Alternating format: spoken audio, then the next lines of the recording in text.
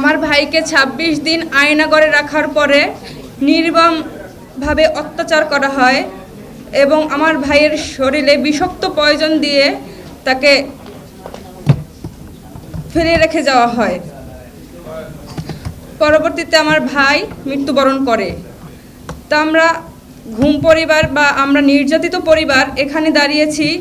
আসলে পৃথিবীর কোনো ইতিহাসে আমি জানি না যে এতটা বছর কেউ যুদ্ধ করছে কিনা কারো সন্তানের জন্য, কারো বাবার জন্য, কারো ভাইয়ের জন্য। আমরা সেই পরিবার যারা স্বৈরাচার বিরোধী আন্দোলন করেছি, যখন রাজপথে কেউ ছিল না, এই মায়ের ডাকই ছিল। আমরা এই মায়ের ডাক ঘরে বন্ধ অবস্থায় কিন্তু আমরা বিচার কিংবা ভাইয়ের খোঁজ চাইনি। আমরা রাজপথে দাঁড়িয়ে আমরা শেখ হাসিনার চোখে চোখ রেখে কথা বলেছি।